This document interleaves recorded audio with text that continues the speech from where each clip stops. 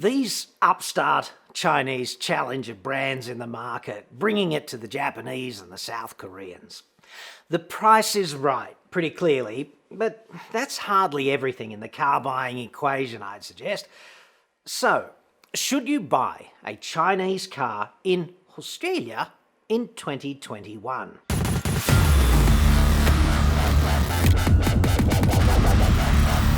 I'm John Cadogan from AutoExpert.com.au, and I get new cars cheap for buyers here in Australia. Website for that, obviously, or you can just click the card, which may or may not be out there now, dude, depending on you. Okay, so I get hundreds of variations on this question all the time. Just wondering what your opinion is of the MG3. Our 19-year-old daughter is wanting to buy her first brand new car and is liking the MG3. We haven't been able to find much information on safety features, etc. Our daughter has saved hard to purchase a car and we want to know if it's worth the money or not. Just to answer this question specifically, okay?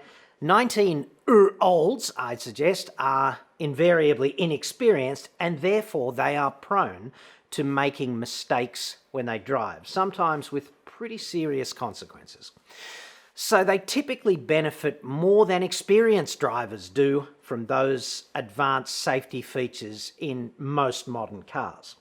Now, unfortunately, the MG3 has not been tested by ANCAP. ANCAP, of course, too busy playing politics and volleyball, presumably, and securing the next round of ANCAP funding from the government, which is quite important to ANCAP. Too busy doing all of that to detain itself with inconveniences such as testing the cheapest and potentially nastiest cars out there on the road. According to howsafeisyourcar.com.au, the MG3 scores just 5 points out of a possible 10 on recommended safety features. It does have airbags and stability control, but not auto emergency braking. It also lacks lane keep assistance and driver attention detection. And we really do not know how well or poorly the structure crashes. These missing safety systems are potential lifesavers, especially for an inexperienced driver. And crash performance is critical to survival regardless. And so on that basis alone, I'd be looking for something like a used Toyota Corolla, Hyundai i30, Kia Sorento, Mazda 3, Subaru Impreza, something like that, which is a 5-star car that can be had at the same money. That'd be important to me as a parent. I don't think you can make a responsible parent case for putting an experienced driver in one of the least safe new cars available. On the plus side, the Chinese are bringing the fight to the Japanese and the South Koreans. The whole car industry is in fact a cesspit of commercial stabbing. The Japanese car maker, all he wants to do is stab the European car maker in the back and also stab downhill into the Koreans, right? But he himself, the Japanese car maker, was typically mortally wounded by the global financial crisis, except of course Toyota, the cockroach of financial Holocaust survivors. But even the big T is copping that ice pick from behind more or less and incrementally losing market share each year to the formerly upstart South Koreans, Hyundai and Kia. Hyundai hates Kia and vice versa. Enthusiastic bilateral stab fest there, even though they're joined at the hip, which must make bedtime conversations kind of interesting, I don't know. And since going mainstream, Hyundai's got all these brands to juggle, right? The commercial non-starter we know as Genesis, the philosophical BMW M clone called N, the electrified Ioniq, and of course just mainstream vanilla Hyundai, which is all very confusing out there in the market. So many messages just to fire off into the public. I'm certain it all seemed like a good idea sometime in the boardroom. Lots of backslapping there. And all Kia wants to do is upend Big Sister, which is a really neat trick when you think about it, if you share a friggin' pelvis. This pair. They kind of agree on the overall hilarity of one thing, which would be Sanyong's ongoing appointments with Dr. Kevorkian. But I don't know if they're actually smart enough to deploy jointly countermeasures against the Chinese, which clearly are a threat, and who clearly plan on doing to them exactly what they did and are doing to the Japanese commercially, only on a somewhat accelerated timeline. The whole thing is sort of extended cut of the razor blade scene from Kill Bill, minus Uma in a skin-tight yellow jumpsuit. And I do enjoy a skin-tight yellow jumpsuit, as long as it's not me friggin' wearing it in public. So, against this blood-drenched tableau, MG is a British badge that's now owned by the Chinese, of course. Specifically the SAIC, which is China's biggest car maker, formerly called the Shanghai Automotive Industry Corporation. At least here in Shitsville, MG is supported by a factory-owned subsidiary, which is important because it's not some cutthroat independent distributor, which hardly ever works out well for consumers, except of course in the case of Subaru. There's a 7-year warranty with MG, and that's positive as well, and they seem to be kicking a goal and gaining traction in our market, unlike, say, Sanyong, which remains nowhere after basically infinity opportunities to get this right. MG is on the rise on volume. They're up to 26,000 odd sales so far this year, from roughly 8,000 for the first 8 months of last year. So that's, roughly threefold growth, which is kind of slower than the pandemic rocketing through Afghanistan currently, but still pretty impressive growth for a car maker in a mature market. Of course, this growth might simply be because other new cars are so scarce currently, rather than any specific off-chart rat cunningness among MG's local senior executive geniuses. Although, obviously, if you put this question directly to them, I'm sure they would manage to set one straight. Basically, the problems with buying an MG are the aforementioned safety concerns with the MG3 specifically, and broadly the unknowns across the brand, right? So what's the resale going to be, and how's the reliability? Do they have sufficient local spare parts inventory to support the fleet of MGs they actually sell?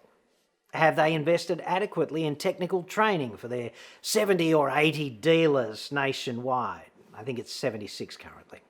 Even more importantly, what's their customer support culture? Like, this is critical, because if 19-year-old's daughter's MG manages to go poopy in its trousers unexpectedly late one Friday evening, it's always kind of nice on Saturday morning if an adequately trained technician can diagnose the problem and resolve it quickly.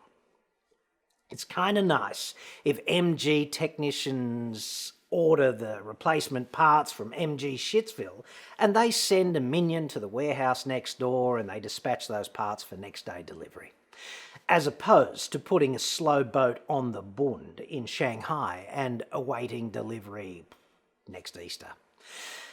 It's rather nice if they don't argue the toss endlessly about who picks up the tab either. That's kind of critical.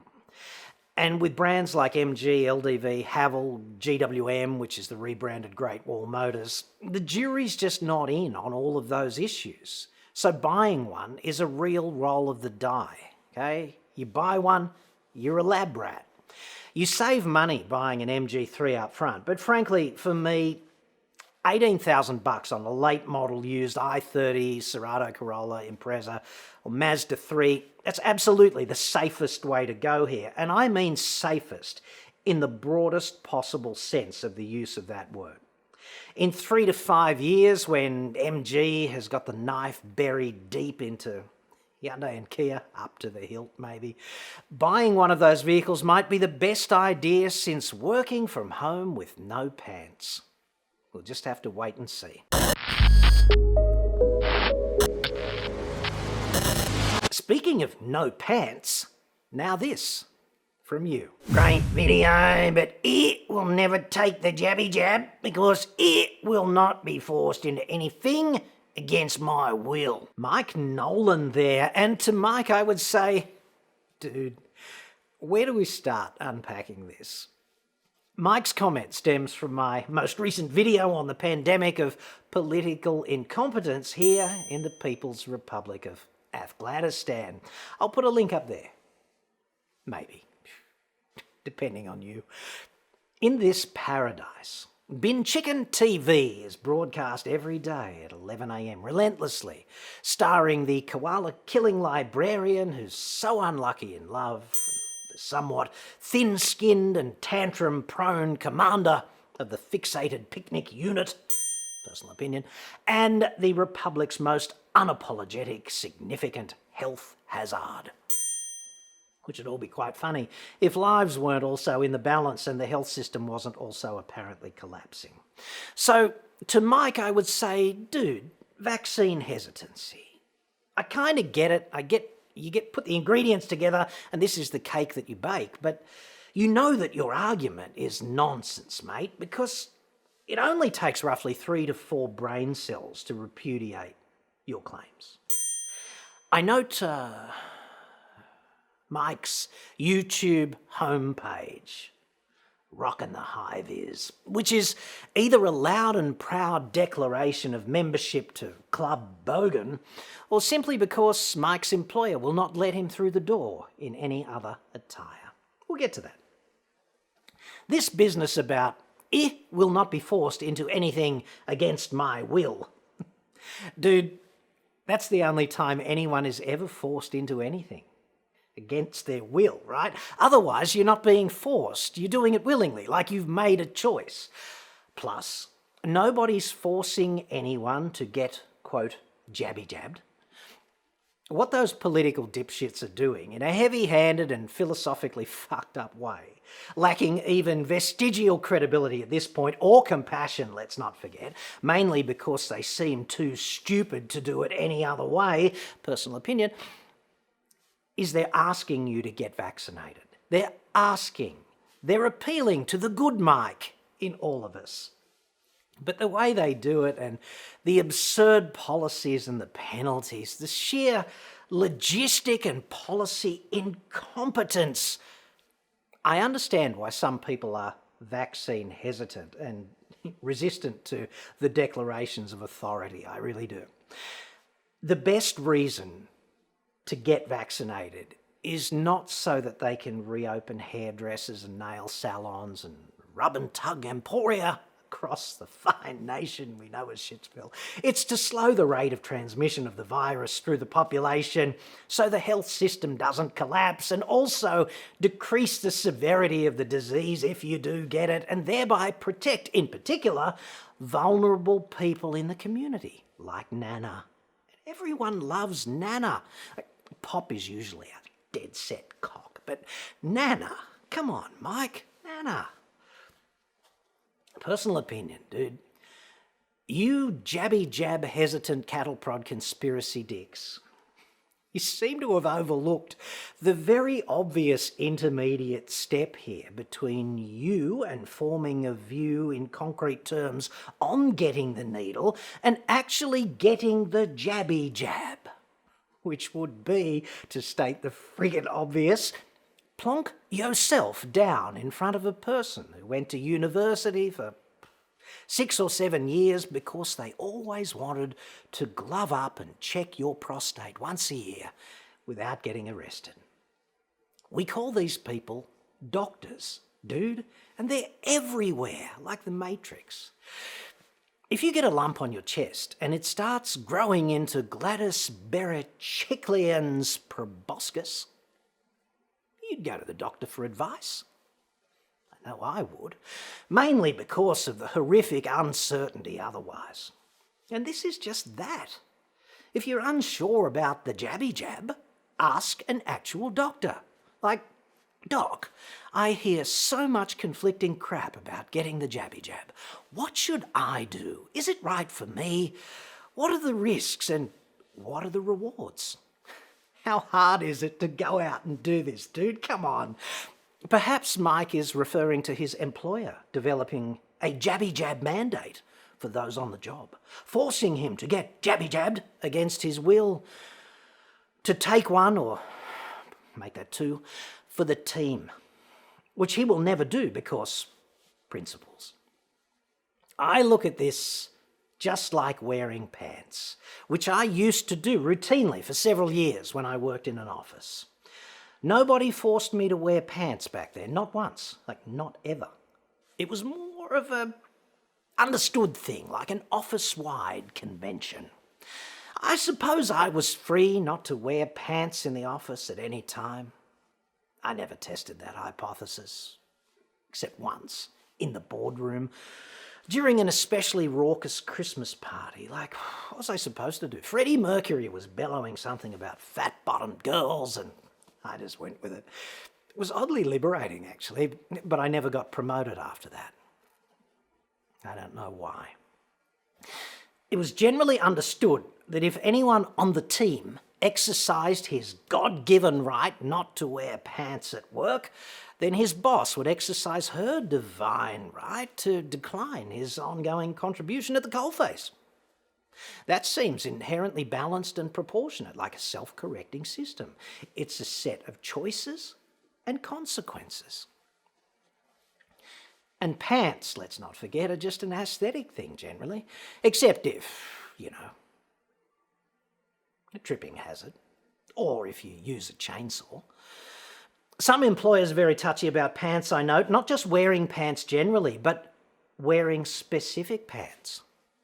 Mickey D's has a specific pants policy, I note.